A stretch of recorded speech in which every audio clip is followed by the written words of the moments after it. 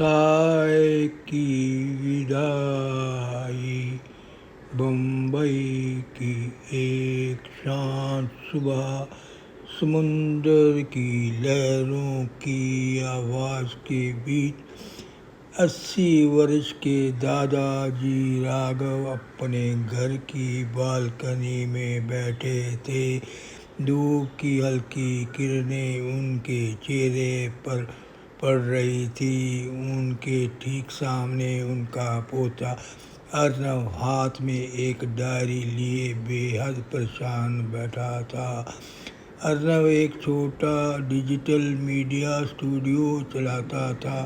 उसने मायूस होकर कहा, दादाजी, मैंने इतनी मेहनत से एक प्रोजेक्ट का कॉन्सेप्ट तैयार किया। टाम मीटिंग में मेरे असिस्टेंट ने उसमें कुछ बदलाव सुझाए। मुझे इतना गुस्सा आया कि मैंने उसकी बात सुने बिना ही प्रोजेक्ट रद्द कर दिया। मुझे लगा कि बॉस तो मैं हूँ, वह मुझे कैसे सिखा सकता है, पर अब मुझे अपनी गलती का एहसास हो रहा है।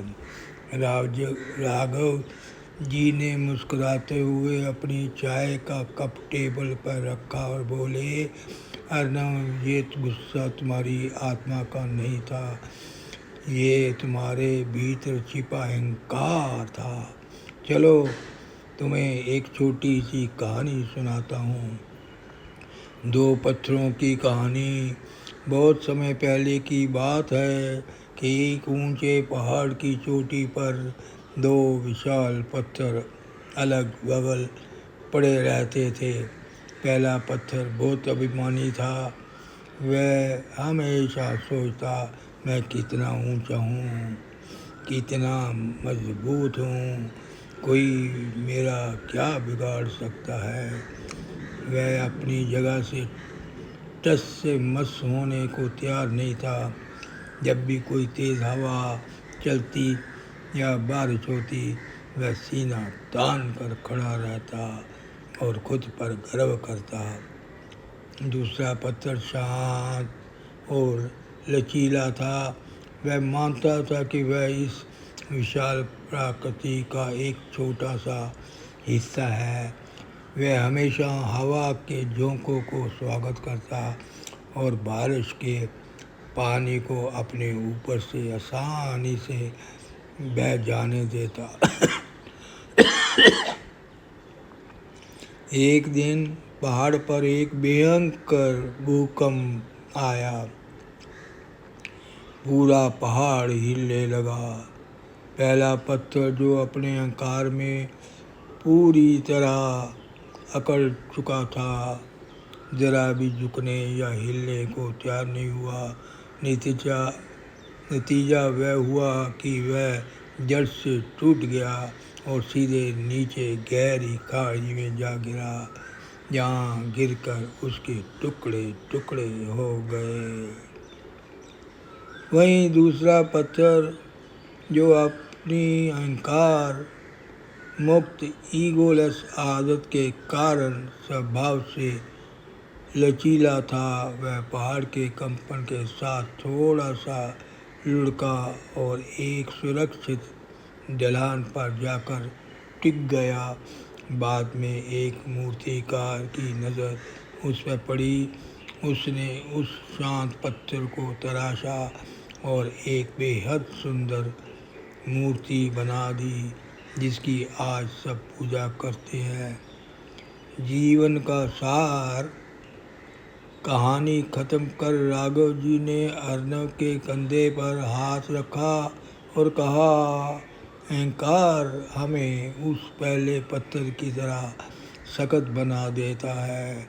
जब हम ईगो से बड़े होते हैं तो हम दूसरों की अच्छी सलाह भी स्वीकार नहीं कर पाते। हम खुद को दूसरों से श्रेष्ठ समझने लगते हैं और अंत में टूट जाते हैं। अर्नव ने उत्सुकता से पूछा, तो दादाजी, इस अहंकार से मुक्त होने की आदत, ईगोलेस हैबिट को हम रोज़मर्रा के जीवन में कैसे अपनाएं। राघव जी ने बहुत सरल शब्दों में समझाया। सुनना सीखो, एक्टिव लिसनिंग। जब कोई कुछ कहे तो ये सोचे बिना सुनो कि तुम उससे बड़े या समझदार हो। ज्ञान कहीं से भी आ सकता है।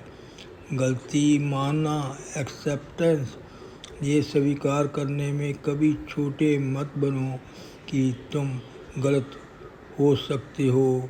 अपनी भूल को मान लेना कमज़ोरी नहीं बल्कि आंतरिक शक्ति की निशानी है। लचीलापन, फ्लेक्सिबिलिटी, जैसे नदी का पानी रास्ते के पत्थरों से लड़ने की बजाय अपना रास्ता बदल लेता है, वैसे ही परिस्थितियों के साथ ढलना सीखो। अर्जुन को अपनी उलझन का जवाब मिल चुका था। उसने अपनी डायरी बंद की, दादाजी के पैर छुए और कहा, मैं समझ गया दादाजी। आज ही ऑफिस जाकर अपने असिस्टेंट से बात करूंगा और उसके अच्छे विचारों को प्रोजेक्ट में शामिल करूंगा। मुझे पत्थर की तरह अकड़ना नहीं बल्कि मूर्ति की तरह तराशना है। राघव जी ने हंसते हुए कहा, बिल्कुल सही। याद रखना, प्रकाश बने, निर्णायक नहीं। जब तुम अहंकार छोड़ दोगे तो तुम खुद एक मार्गदर्शक रोशनी बन जाओगे।